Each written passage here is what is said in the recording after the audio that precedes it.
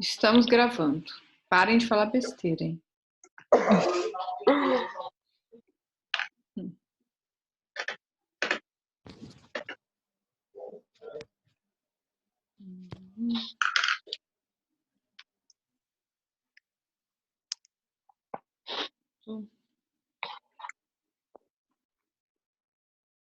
Bom, então a gente vai começar a aula, tá? Eu só quero colocar para vocês o seguinte: essa parte de síndromes, ela é continuidade daquela nossa penúltima aula de reprodutor feminino. Mas aí eu precisava com mais, a gente estava vendo aí algumas mudanças que iam ter, então eu preferi dar a primeira aula de síndromes para vocês e, por último, essa aqui, tá? Então é por isso que eu pulei uma etapa aí. Bom, então a gente tem que falar de algumas situações de síndromes e antes de falar das síndromes, eu vou falar da clonagem, tá? De uma forma bem breve, porque é uma questão que cai muito no concurso de vocês. Então, deixa eu só tirar um som aqui. Então, é muito importante que vocês saibam. A clonagem reprodutiva, ela é proibida, tá? Por lei, na maioria dos países. Vamos falar de Brasil, ela é proibida, tá? Então, o que eles fazem? O que seria feito, né? Então, assim, a gente tem como um caso a ovelha Dolly, que deveria viver uma média aí de 10, 12 anos, e a Dolly viveu 6 anos, com diabetes, osteoporose, um monte de patologias, um monte de complicação. Então, foi um experimento onde o bichinho sofreu muito. E aí, eles fizeram depois o experimento com gato, que deu certo. Natália entrando. Fizeram com outros animais, coisas que deram certo, mas o que eles concluíram? Que para dar certo uma vida, tinha que matar muitas vidas. E aí eles fizeram uma projeção, para vocês terem uma ideia, de cada 1000 embriões clonados, um talvez vingaria. 3 chegaria a vias de fato e talvez um vingaria. E aí, então, não podia colocar em risco uma vida humana, né? E é por isso, então, que fecharam isso enquanto lei. Falar para vocês que não existe clonagem é mentira, existe, tá? China, alguns outros países aí, a gente sabe que existe, tá bem? Então, o que eles fazem? Eles pegam, nós mulheres podemos doar o nosso óvulo, né? Então, o nosso óvulo, então a gente faz doação, e aí o que se faz? Em laboratório, tira o núcleo do nosso óvulo e joga fora, tá? Então, fica um óvulo sem núcleo. E aí, então, quem quer ser clonado? Sei lá, a Laura quer ser clonada? Então, pega de uma célula minha, do meu corpo, fibroblasto, assim, uma célula de tecido conjuntivo, pega somente o núcleo da minha célula e coloca o núcleo da minha célula nesse óvulo. E aí, então, ele vira um óvulo clonado. Quando ele entra lá, vai entrar naqueles estágios que a gente aprendeu, mórula, zigoto, blastocisto, né? E aí, então, tem que depositar esse embrião clonado numa barriga de aluguel. E aí, então, essa barriga de aluguel, depois de 9 meses de gestação, faria uma Laura, né? Que é o exemplo aqui, ó, clone, clone. Bom, ok. Para que serve isso? Para pessoas que não podem ter filhos. Então, pode ser casal estéril, homossexuais, né? N situações. Bom, enfim. Aí, o que acontece? Eu parei porque eu achei que alguém me chamou, tá? Então, acho que eu vou desativar mais um som aqui. O que acontece? Vocês imaginem matar trocentos embriões para tentar fazer um. Sendo que a gente tem uma inseminação artificial, por exemplo, que dá certo, né? Então, acharam melhor tirar isso de cena. Bom, então, para manter o objetivo dessa pesquisa e ela não se perder a clonagem, o que eles fizeram? Eles autorizaram a clonagem terapêutica. Na clonagem terapêutica é o mesmo procedimento, porém não vai virar um bebê, não vai virar um ser. Na hora que chegar em blastocisto, vai injetar essas células no corpo da pessoa que precisa salvar a sua vida, né?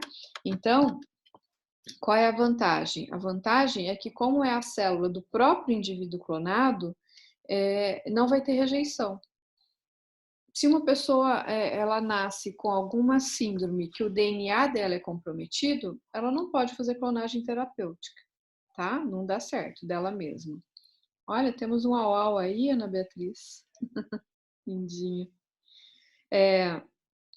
Mas se é uma pessoa que sofreu um acidente ou teve algum problema durante a sua vida, mas seu DNA é perfeito, então aí pode se clonar essa pessoa, tá?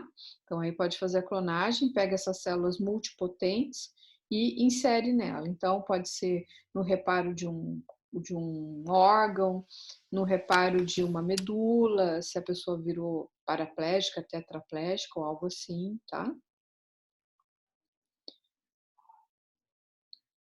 E um outro detalhe, clonou, dei um exemplo meu, né? Clonou a Laura. Então vai ser a personalidade da Laura, essa criança? Não, ela vai ter personalidade própria. Por quê? Porque nossa personalidade não é feita em cima de um DNA, mas sim feita em cima dos fatores ambientais, do ambiente em que a gente vive, dos estímulos que a gente tem. Que estímulos? Aqueles estímulos que a gente estudou lá no sistema nervoso, tá? Bom, Laura, então, pois não. eu não entendi a parte de clonagem terapêutica. Faz essa clonagem?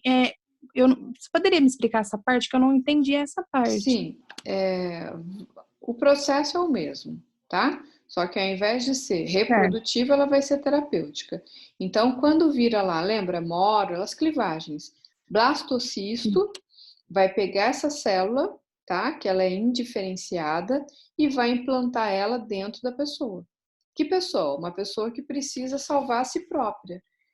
Salvar de quê? Salvar de um AVC, onde ela teve lesão no coração, salvar de uma medula que teve sei lá, ela teve uma queda, ficou um acidente, ficou paraplégica, tá? E várias Porque outras essa situações, uma célula, ela pode esclerose, resolver isso. ela resolve Legal. isso, tá? Então, no Brasil, isso É estudo acontece, ainda? Dessa? acontece. A gente tem 6 laboratórios de pesquisa. São Paulo tem a USP, né? Com uma bióloga, tá? Maiana Zatz, que é ela que domina. O Sul também tem laboratório de pesquisa, onde faz essas implantações. Então, tem vários pacientes que se beneficiam disso. E o que eles fazem, né? Eles pegam, então, esses embriões das pessoas que fazem inseminação, guardam esses embriões, e esses embriões vão ficar guardados por 3 anos. Caso o casal, que é dono dos embriões, queira doar, porque não pode vender, depois de 3 anos guardados, fala, não, a gente não vai usar mais, a gente quer doar. Aí eles doam para o centro de pesquisa, e aí então eles fazem as suas pesquisas com as células-tronco, para poder melhorar cada vez mais as técnicas, a metodologia, para poder trabalhar isso com os pacientes, tá? É interessante. Quem sabe daqui a uns dias não vai ter mais ninguém assim, né? Paraplégico. Paraplégico, né? Paraplégico. Sim. Alguém Interessante. falou? Ô, Laura, e é um recurso acessível esse de deixar É na gratuito. clínica? É Ah, é? gratuito, porque tudo tem que ser doação, entendeu? Hum. Então, é acessível. O problema é a quantidade, né? Mas é acessível. E a resposta ela é muito positiva. Alguém? Oi, oi. Eu queria entender o seguinte: a pessoa teve um AVC, como você citou. Uhum. Aonde é implantada essa célula? Dentro dela, na medula, para se reproduzir. Na medula. No caso da medula. Outra, em relação ao coração, é o tecido do coração, então vai implantar lá no próprio coração. Entendi agora. Tá? Obrigado. Posso tocar? Bom, então agora a gente vai falar das síndromes, tá? Então, quando a gente fala em euploidia, somos nós, tudo normal. Pelo menos a gente se acha normal, né, gente? Agora, quando a gente fala em aneuploidia, aneu é o erro, é o errado. Então, aneuploide é síndrome, tá? Peraí, deixa eu ver.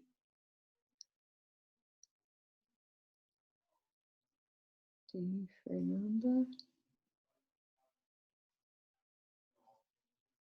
Bom, aí eu coloquei aqui um quadro para vocês, mas a gente vai falar de mais síndromes, onde eu dei alguns exemplos. Então, uma aneuploidia somática é quando a gente vai tratar dos...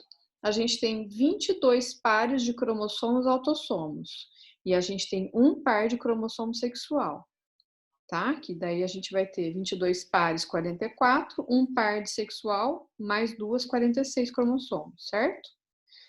Então, numa aneuploidia somática, a gente tem como exemplo síndrome de Down, que vai ser no par 21, síndrome de Patou, no 13, de Edward, no 18. Já uma aneuploidia sexual, a gente tem como exemplo síndrome de Turner, porque vai afetar o X, e Klinefelter, que é o excesso de X. Tá? Então, primeira síndrome que a gente já estudou em algum momento, eu chamo a atenção para vocês que depois que eu dei a aula, eu vi o erro aqui, ó, tá faltando um R aqui, tá? Então, é síndrome de Turner. Aqui, ó, Turner. Bom, eu coloquei aqui essa menininha, né, para mostrar as características básicas da síndrome de Turner.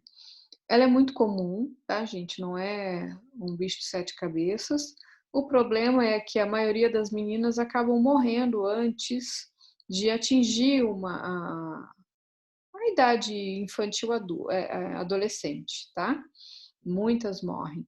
Então, as que sobrevivem, elas vão ter problemas com menstruação, infantilismo sexual. Olha, elas não têm pescoço, tá? É tudo uma coisa só, meio que unida aqui. Baixa estatura, elas vão ter em torno de 1,20 m, 1,30 m. Então, não existe cura, mas existe tratamento. Então, elas vão ter 44 cromossomos autossômicos mais um sexual, por isso que elas são 45, tá? Então, qual é o tratamento, né? A base de hormônio. Então, elas vão tomar um pouco de GH para poder crescer um pouco mais e tratar o hormônio estrógeno, né? Porque elas vão ter a falta. Então, elas, depois, quando elas começam a menstruar, elas vão ter menopausa precoce. Bem? Não podem ter filhos, tá? São inférteis. E elas também não têm problemas mentais, isso elas não vão ter, tá bem? Em algum caso pode até ser que aconteça, mas do contrário, na maioria não, tá bem? Então, assim, algumas meninas a família vai ter mais condições, vai pagar uma cirurgia plástica para elas, né? Vai fazer algumas correções, tá bem? Quanto à síndrome de Klinefelter, síndrome de Klinefelter, a gente já viu também em algum momento das nossas aulas, é onde a gente vai ter o menino, que ele deveria ser 44 autossômicos mais XY, e ele vai ser XXY. Então, ele vai ter 47 cromossomos. Bem? Então, ele pode herdar esse X a mais, tanto da mãe quanto do pai. Bem?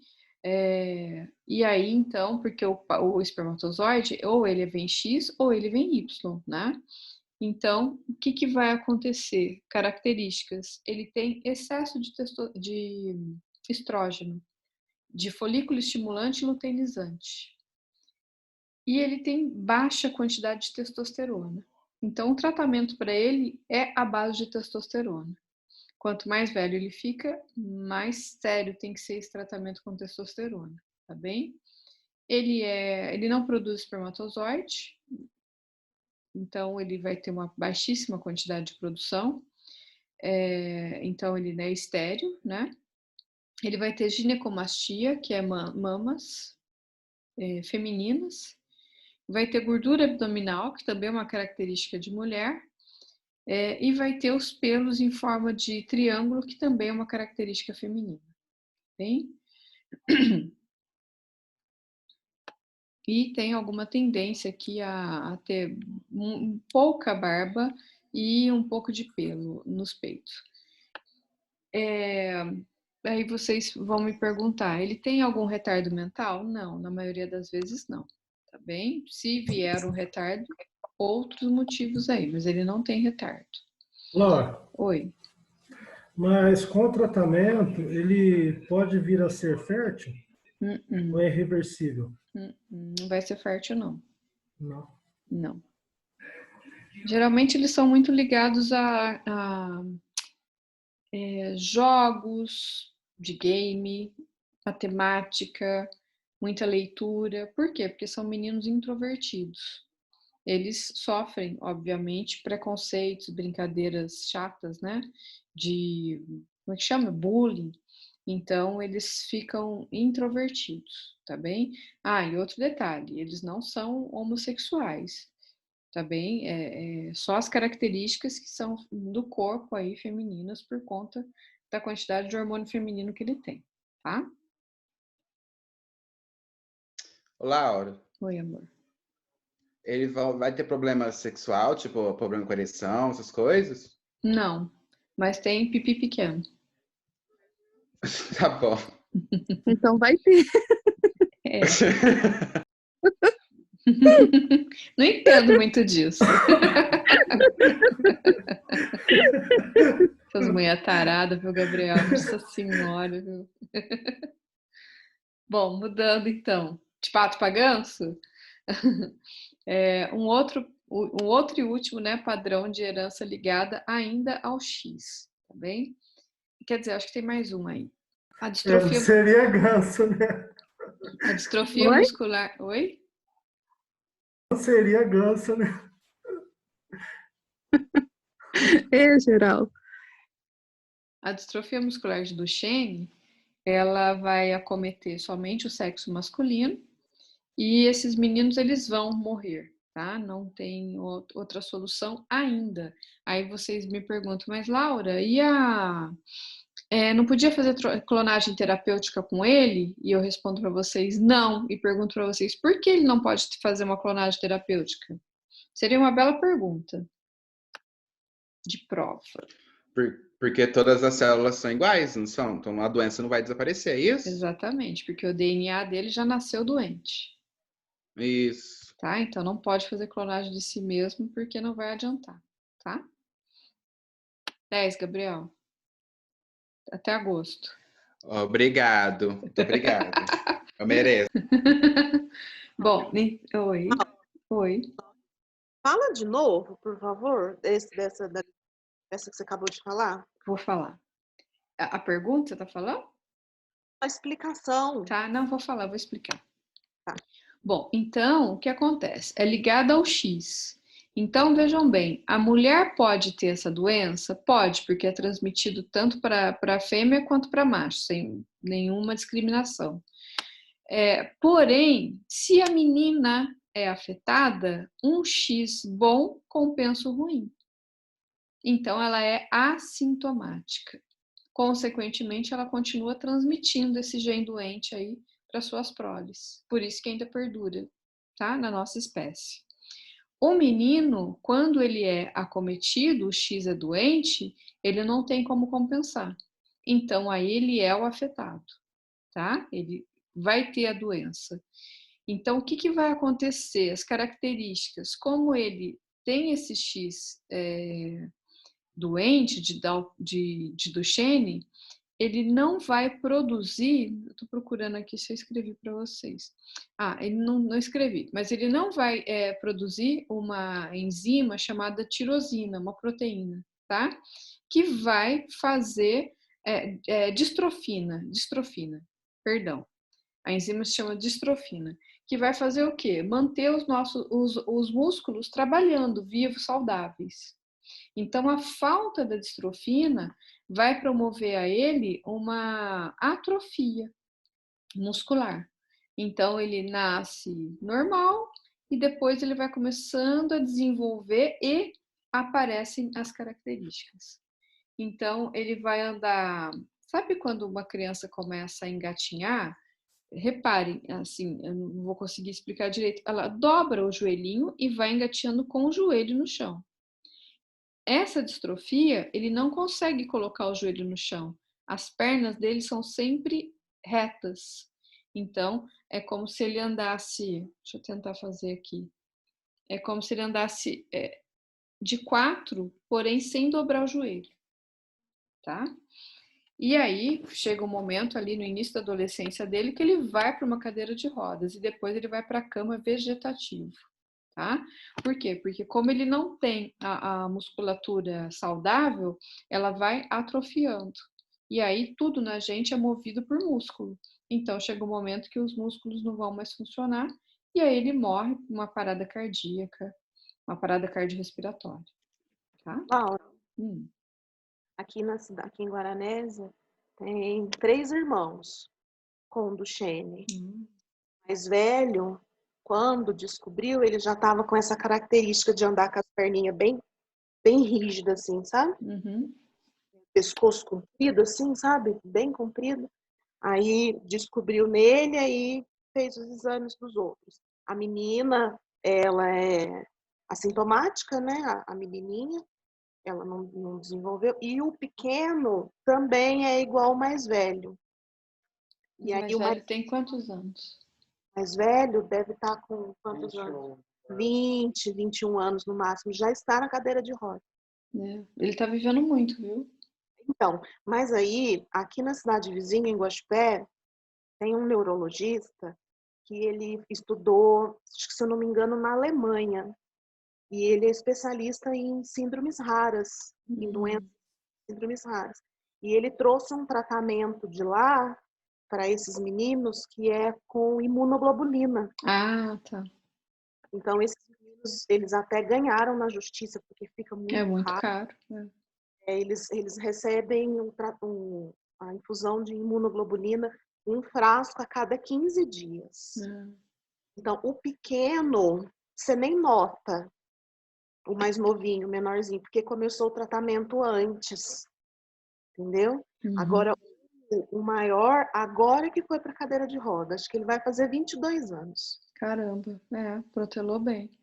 Que E a menina não faz o tratamento, nada, né? Mas eles estão, não sabe como que vai ser, se ela vai querer ter filho, se não vai e tal, né? Então, estão trabalhando isso na cabeça. Existe um aconselhamento genético, Sim. que é trabalhar a cabeça dela, exatamente, mostrar para ela os prós e os contras, e ela que vai decidir, né? E aí depois, se ela tiver um filho, que ela vai colocar em risco, 50% de chance de nascer com ou sem, né? Isso é muito bonito, sabe? Uhum. O mais velho, então, sempre foi uma criança linda. E hoje, assim, a gente vê ele assim na cadeira de roda, é difícil, sabe? Muito triste. Era elétrico, não parava quieto um minuto, corria para todo lado. E aí tá fazendo esse tratamento com imunoglobulina. E custa $1.200 cada frasco. O governo que tá pagando para ele. Tem que pagar. Tem pessoas que tomam 4 por dia. Muita coisa. Muita coisa. Beleza? Bom, síndrome do X frágil. Ainda continuamos aqui no X, né? Essa criança vai ter um comprometimento intelectual. Eu coloquei aqui uma figura, né, para vocês verem a orelha, a gente chama, tá, gente? Não é um xingamento, não. É a orelha de abano mesmo, e o rostinho em forma de lua, sabe? Um triângulo aqui assim. Às vezes eles têm os dentes todos comprometidos no sentido de um encavalado, porque tem tendência à fenda palatina, então a arcada ela é pequena, tá? Em relação às síndromes, ela fica em segundo lugar, primeiro lugar Down, segundo lugar ela, tá? Aí depois eu vou falar para vocês da síndrome em relação às numéricas, primeiro lugar Down, segundo lugar Edwards, só para vocês não confundirem aí. Bom, então eles têm um grave comprometimento intelectual, sim, são hiperativos, na escola eles dão muito trabalho, então já se percebe que é um trabalho diferente, então é um distúrbio de conduta. Eles vão ter testículo grande e coração mal formado. Então, eles têm órgãos mal formados, tá? Então, eles vão ter uma dificuldade aí de aprendizagem. Então, a ocorrência ela é dobrada em homens, tá? O que vai acontecer? Nós todos temos uma produção desse gene FMR1 dentro de nós, abundante lá nos nossos neurônios. Então, a gente tem que ter formação dele de 6 a 50 repetições no nosso corpo. Uma criança com síndrome de X frágil, ela vai ter mais de 230 repetições. E é isso, então, que promove a síndrome do X frágil. Claro, é uma herança genética, tá bem? E olha aqui, ó, deixei aqui para vocês. Olha o tamanho do local frágil, tá? Então, por isso que é frágil, X frágil.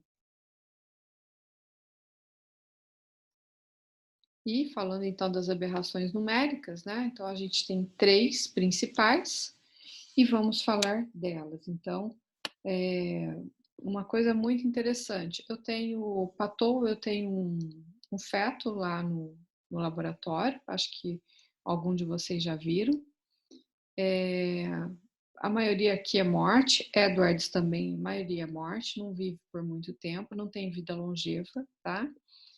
Lembrando que Down é a que mais a gente tem, vamos chamar aqui, é uma síndrome que mais teve sucesso de vida, tá bem? Então, o que é interessante, ela acontece em todas as famílias, não tem uma questão genética onde ela obrigatoriamente vai acontecer, não, isso não. E o mais interessante é que é uma tentativa, tá? Dentro do nosso pensamento de evolução, é uma tentativa de uma nova espécie dentro da humana. Então, se a gente for pensar, não é um sucesso porque ela vem com disfunções, mas é uma tentativa, tá bem? Então, quanto à síndrome de Down, né? Nós vamos ter aqui uma vida longeva para eles. A medicina avançou muito. Eles têm retardo mental que pode ser dentro da mesma família, inclusive, de leve a grave, tá bem? Então, isso é muito individual, essa questão. Nós temos 4 tipos de cariótipos para Down. E cada um vai mostrar uma característica fundamental. Eu só mostrei aqui para vocês, aqui, o mais corriqueiro, mas eu vou falar dos outros que existem, tá? Então, a trissomia simples é essa que a gente vai ter aqui, ó, cromossomo 1, 2, 3, lado a lado, tá? Pode acontecer também da gente ter isso daqui, qual vai ser a recorrência? O que é recorrência? O segundo filho do casal. Quase nula. Provavelmente, os outros filhos vão ser normais, tá bem? Quando a gente tem um cariótipo de esse bracinho aqui, ele estar aqui em cima, ó, aí esse daqui não existe, tá? E aí a gente vai fazer uma contagem aqui, a gente vai ter 46 cromossomos, tá bem? Mas a gente tem um braço a mais aqui em cima. Neste caso, em cima do próprio 21, a gente vai ter 100% de recorrência. Todos os filhos do casal terão Down, tá? Quando a gente tem esse braço em cima de outro Por exemplo, vamos pegar aqui aleatório, tá? Vamos pegar aqui em cima do 14. Poderia ser do 15, do 16, enfim. A gente tem chance de recorrência de 25%. Então, cada filho, cada segundo, terceiro, quarto filho, vai ter 25% de chance de nascer com Down, tá? E, então, vejam bem, vamos recapitular. A gente tem, no caso, 47 cromossomos. 1, 2, 3 lado a lado. Neste caso da trissomia simples, a gente vai ter recorrência quase nula. Foi um caso esporádico que aconteceu. É idade materna avançada? É, mas pode acontecer com qualquer idade, para qualquer maternidade. Tá bom? Bom, em relação ao 21, o braço estar em cima do próprio 21, 100% de recorrência. Aí, vocês viram e falam assim, mas esse casal não vai ter mais filho? Depende da condição de vida. Se são pessoas que moram, a gente mora numa região sudeste privilegiada, a gente tem mais informação, mas essas pessoas que moram no norte, lá para cima, elas não têm tanta informação. Então, elas não sabem e elas vão continuando a ter filhos. Então, assim, já se encontrou um casal que tinha 7 crianças com Down. 7. Então, acontece. Como eu disse, acontece em todas as etnias. Aí vocês vão falar para mim, professora, eu nunca vi índio com Down. Eles matam. Quando a criança nasce com síndrome, eles matam. Como eles seguem os animais. O animal não deixa o mais fraquinho para trás? Eles fazem a mesma coisa. Tá? O Laure negro. Também tem, normal. Todos têm. Eu não coloquei foto do negro, mas eu tinha. É porque eu quis enxugar pra caramba, tá? Mas tem normal, índio, negro, japonês, qualquer um pode ter Down, tá? Eles têm tendência ao estrabismo, então por isso que a maioria que vocês conhecem usa óculos, tá? Eles vão ter a macroglossia, que é uma língua muito grande para a boca, por isso que ela fica para fora, tá? A debilidade mental, já falei para vocês, que pode ser de leve, moderada a super forte. Eles têm capacidade de estudar em escola normal, de inclusão. Alguns somente vão conseguir estudar em escola com uma educação especial mesmo para eles, tipo a PAI. Eles têm condições de trabalhar, dependendo aí do grau deles de debilidade mental. Tanto que a gente sabe, né, que tem uns que são atores, que fazem cinema, que são cineastas, inclusive. E aí vai depender muito do estímulo que a família dá, né? Da forma como a família conduz os estímulos e a educação deste filho. No passado, na minha infância, por exemplo, eles ficavam escondidos dentro de casa. A família não mostrava. Era um preconceito absurdo. Então, eles sofrem preconceito ainda? Sim, claro. Mas há uma luta muito grande para que isso não aconteça, né? E uma coisa que eu chamo a atenção para vocês. Antes, eles eram chamados de mongoloide. Por quê? Por conta do olhinho puxado, que nem na Mongólia né? Nos países asiáticos. No entanto, se a gente falar, olha o mongoloide, a gente pode ser preso, nós somos processados, tá bem? Então, a gente não pode falar dessa forma. Então, como que eu me refiro, professor? O portador de síndrome de Down. Aquela criança tem síndrome de Down, tá? Ou aquela pessoa. E, olha só, para cada 800 crianças que nascem, a gente tem um Down. Então, é bastante.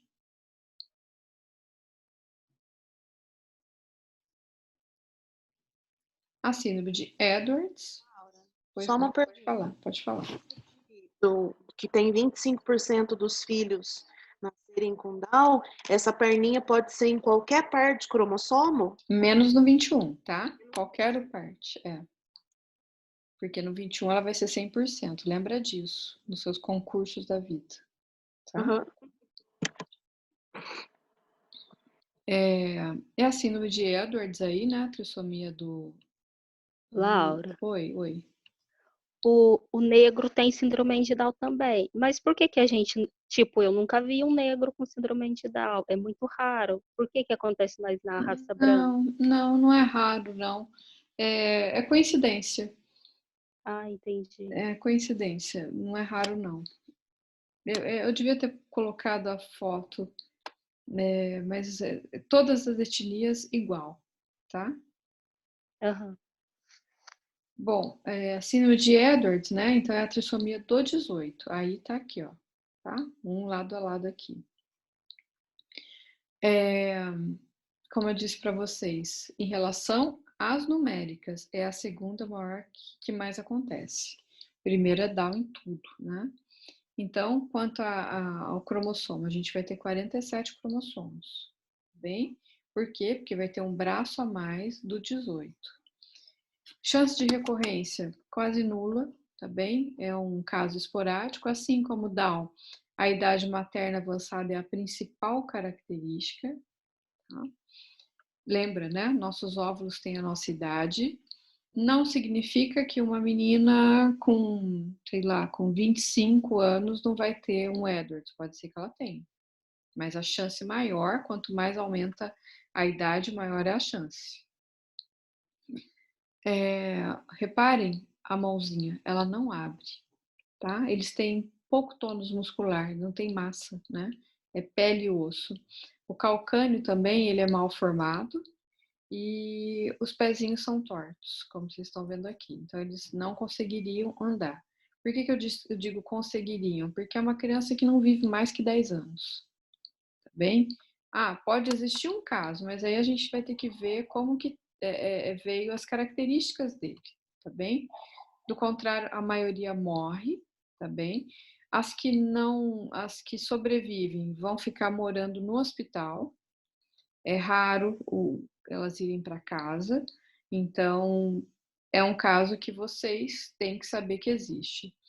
O nutricionista, por conta da alimentação, provavelmente é sonda, né? É uma alimentação especial, o nutricionista que vai atuar aí na nutrição hospitalar. O enfermeiro, porque ele vai fazer parte, assim como o nutricionista hospitalar, da equipe multidisciplinar. Então, é por isso que vocês estarão sabendo disso. Então, sabe-se, né, que o apoio é para a família, porque essa criança vai dar a ela qualidade nos seus dias de vida, tá bem? Então, olha, elas têm perturbação de desenvolvimento, um retardo bastante relevante, não são capazes de andar, tá? Acomete tanto o menino quanto a menina. E aí, então, vai chegar uma hora que o coraçãozinho vai parar, tá bem? É esse o grande problema. Disfunção renal, bastante problema, tá bem? Então, olha, 1 para cada 6.000 crianças que nascem. Qualquer coisa vocês me chamam. Então, aqui uma menininha de 3 anos, tá bem? Choro constante, porque parece, eles são muito irritados, tá bem? Então, olha, deformidade facial, a mãozinha dela, reparem a mão, né? Olha aqui. O pazinho, lembra que eu falei para vocês, né? Do calcânio, aqui. Então, malformação cardíaca, renal, respiratória. Muitos têm lábio leporino. Olha a má formação do cérebro dessa criança. Então, obviamente, que aqui está instalado um córtex que não tem condição de dar conta desse corpinho, tá bem? Então, por isso que a maioria vai a óbito mesmo. Os que vivem não passam entre 6 e 10 anos. E a terceira, síndrome de Patou, trissomia do 13, mesma coisa, deixa eu ver se tem cariótipo. Tem cariótipo aqui, tá? Trissomia do 13. Reparem o tamanho dessa barriga. Por quê? Porque os órgãos são todos mal formados. Então, pode ser que ela tenha um fígado imenso e assim vai. Reparem, polidactilia, tá? Olha a mãozinha. Olha onde está o nariz dessa criança, lá na testa. Ela não tem olho, tá bem? Então, tem uma abertura, só uma abertura, mas que nem sempre abre. Então, não tem condição de vida, né, dessa criança, porém, ela vive por um período, fazendo muita cirurgia, dando muito trabalho, tá? Então, eles vão ter microcefalia, como vocês podem verificar aqui, micropênis, rins policístico, muita hérnia. Então, passa por muita cirurgia. Então, é um processo bem doloroso. E, então, agora falando de outra parte. Então, a gente falou, deixa eu só voltar aqui. Síndrome de trissomias, tá? Autossômica. E agora aqui, continua ainda autossômica, mas a gente vai dar um exemplo de recessivo e um exemplo de dominante. Então, um exemplo de recessivo. O mais corriqueiro é o albinismo, todo mundo conhece um albino, né? Para este padrão de herança, o pai vai mandar o gene do mal aqui, recessivo, e a mãe também. Então, tem que ter esse encontro aqui, ó, do gene recessivo, formando um filho, tá? E aí, essa criança é albina. Isso acomete qualquer reino animal, inclusive, tá, gente? O que ele vai ter? A falta da enzima tirosinase. Essa enzima é carreadora para fazer com que os melanócitos produzam melanina. E aí, então, é por isso que ele é inteirinho despigmentado.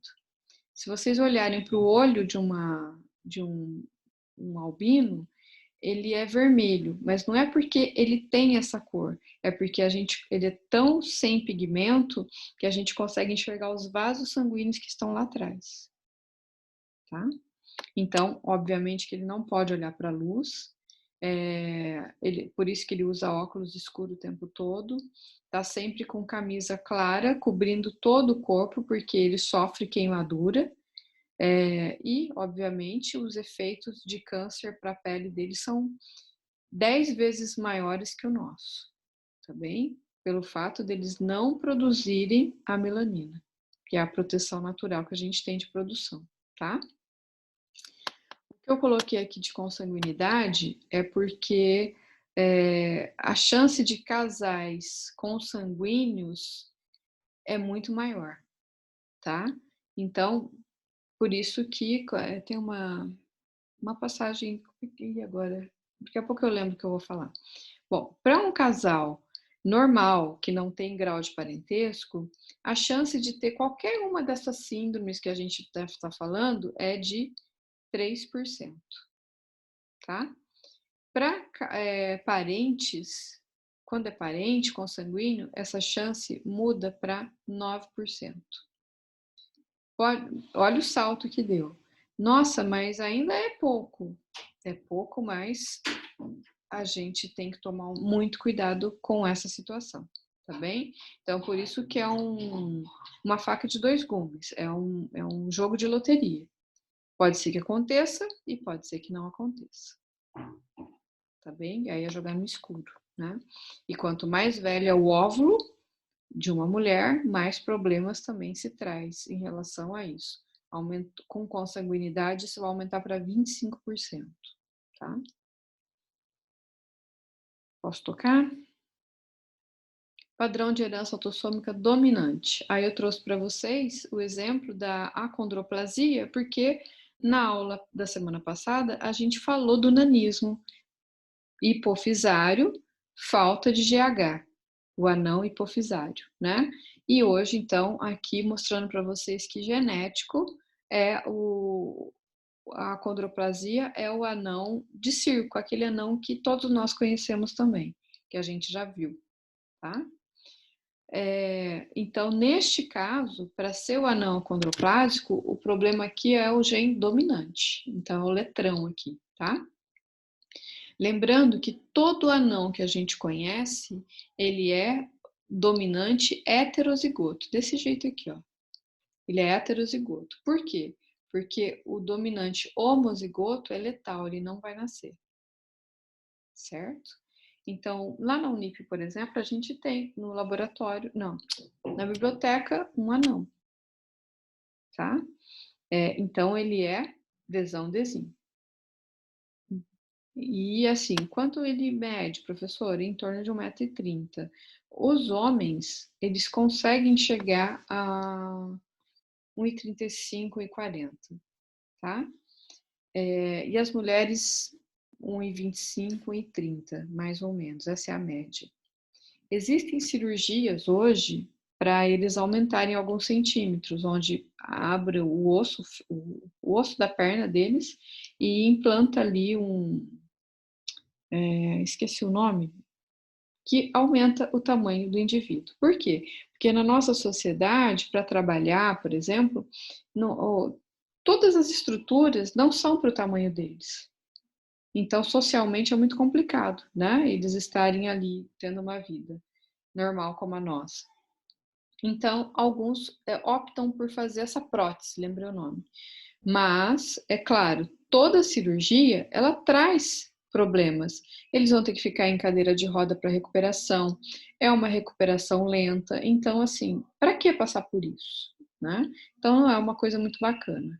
Eles podem casar entre eles e ter filhos? Sim, eles podem ter filhos. Tem produção de óvulo ou de espermatozoide normalmente. Eles têm um tronco do tamanho do nosso. O problema são somente os membros que são encurtados, tá? Então, porém, né, como eles têm essa problemática, eles têm coração e todos os outros órgãos também mal formados.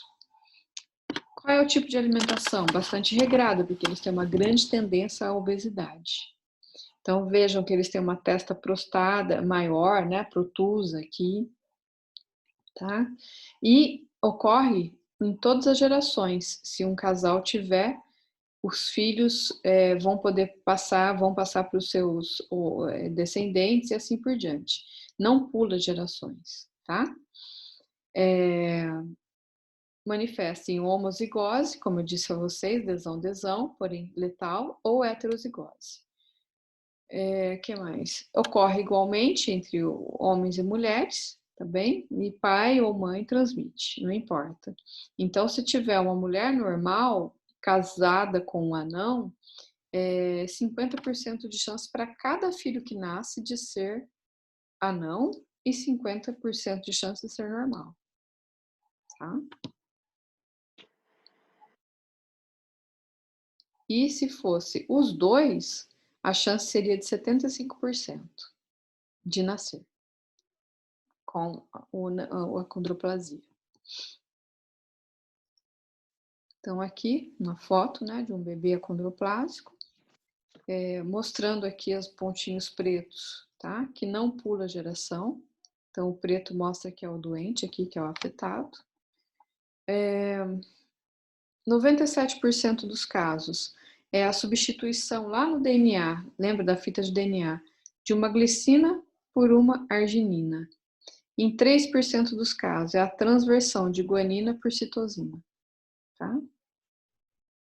Então, qual é a chance de recorrência? Quase nula, tá bem? Mas aí a gente vai ter que, só que lembre-se, né? Não pula geração. Então aí tem que se fazer todo um estudo para ver a situação deste casal, tá bem? Por que eu disse qual é a chance de recorrência quase nula? Porque não precisa ser anão para transmitir. Como que surge? Pode ser que um casal, aí vocês que são casados, marido e mulher, um casal pode ser que tenha um filho acondroplásico. Porque na maioria das vezes é um problema molecular. Tá? Então a gente tem duas situações, tá?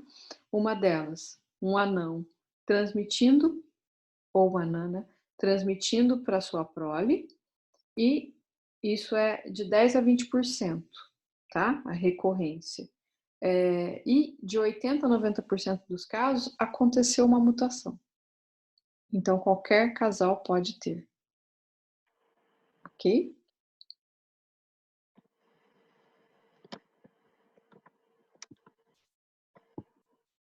Bom, a herança multifatorial, aí a gente vai ter uma composição genética, mas principalmente, tá? No multifatorial, o fator ambiental.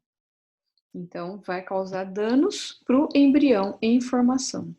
Então, se está causando dano para o embrião em formação, a mãe tem muito a ver com isso tudo, tá? Então, eu sempre falo, um filho ele tem que ser um projeto, tá? Então, a mãe, ela usa álcool, fuma na gestação? Sim. Chance muito grande dessa criança vir com uma herança multifatorial. Pessoas que trabalham, enfermeiros aí, pessoas que trabalham no raio-x, tem que tomar muito cuidado também, porque pode trazer isso para a genética. Na composição de seus filhos, por exemplo, isso pode vir a dar algum problema, tá? Ingestão de vários medicamentos. Coloquei como exemplo aqui o anticonvulsivo e os corticoides durante a gravidez, principalmente nas primeiras semanas. Deficiência nutricional, falta de ácido fólico é o principal, tá? Então, e a menor parte é a hereditariedade.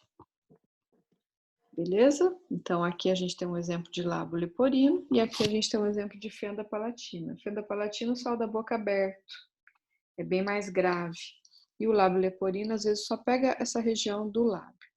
Nutricionistas, que problema isso vai gerar para essa criança?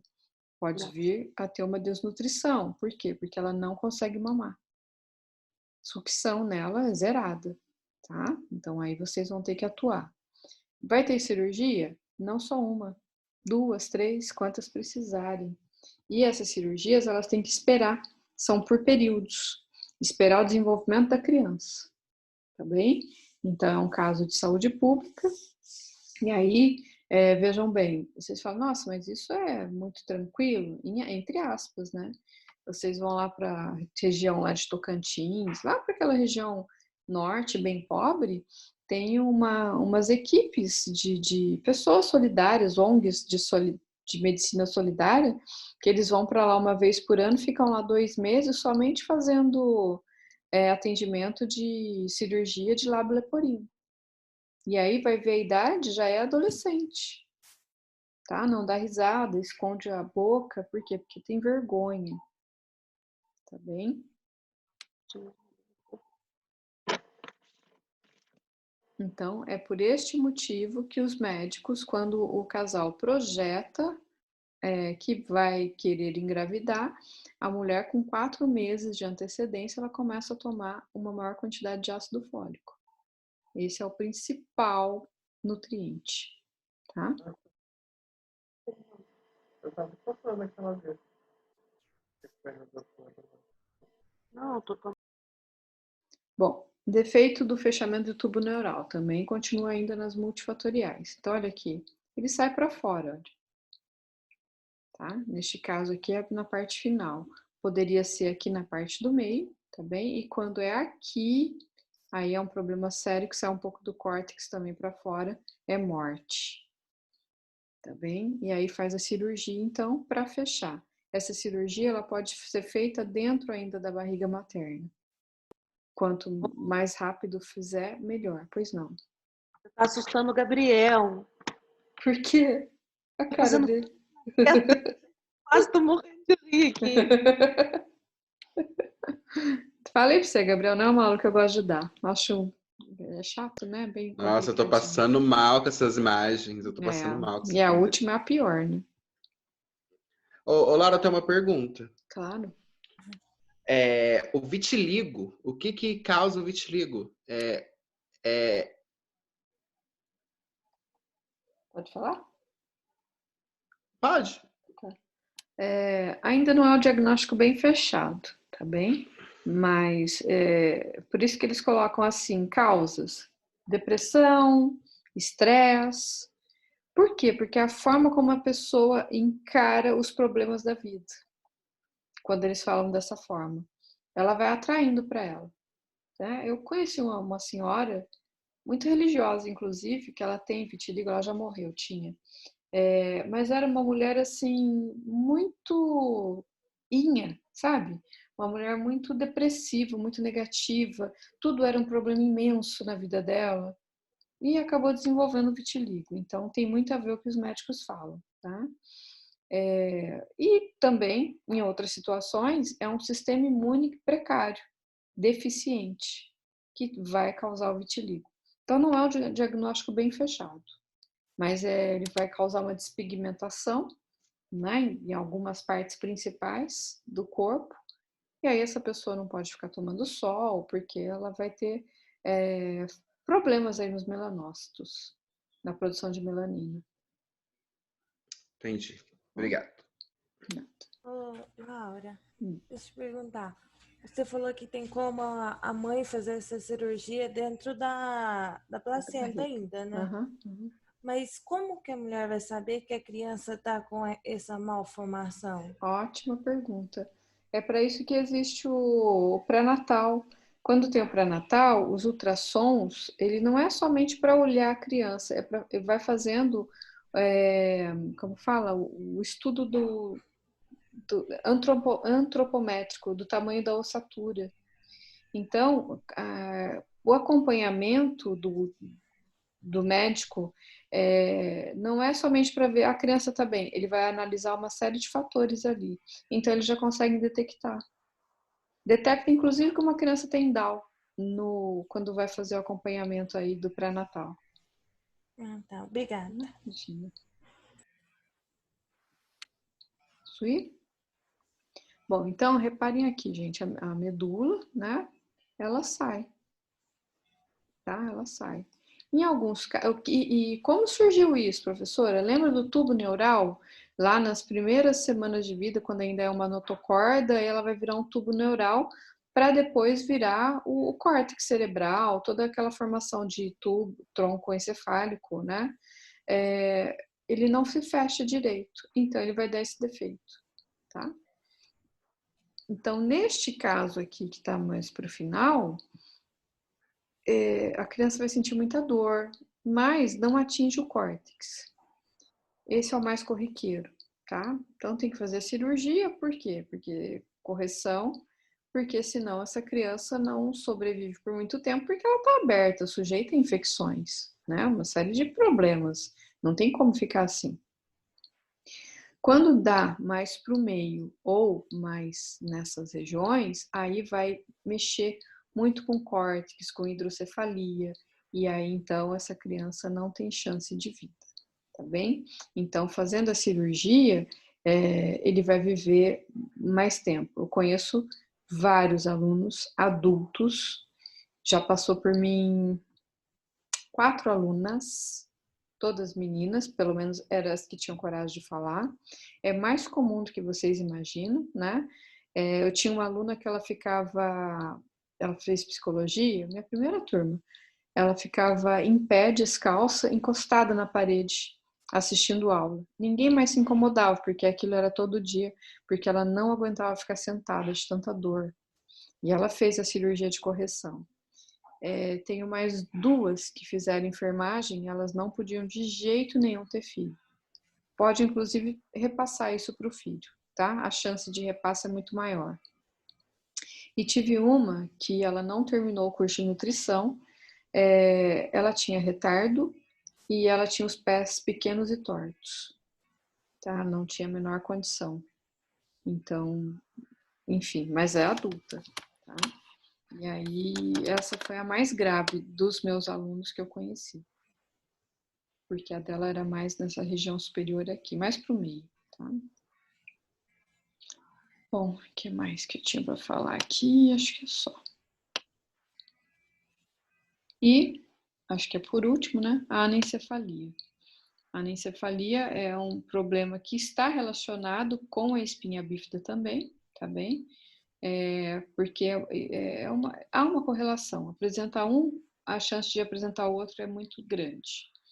Incidência, 2 nascidos para cada 1.000 normais e espinha bífida, 3 para cada 1.000 normais.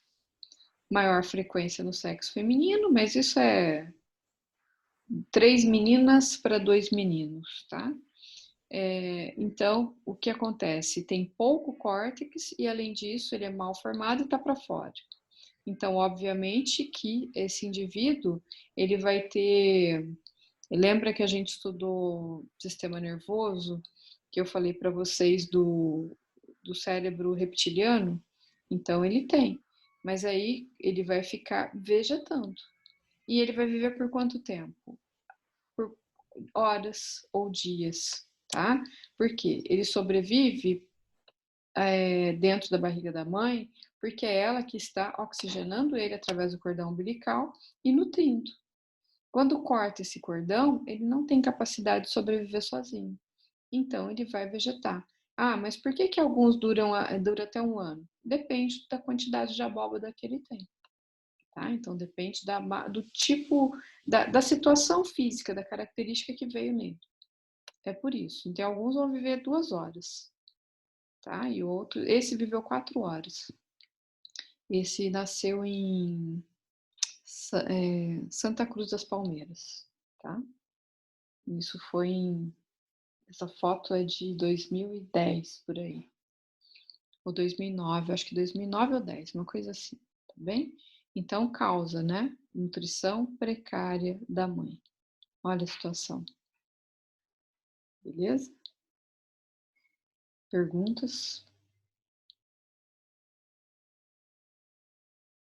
Eu vou parar de gravar, tá? E aí a gente faz a conversa.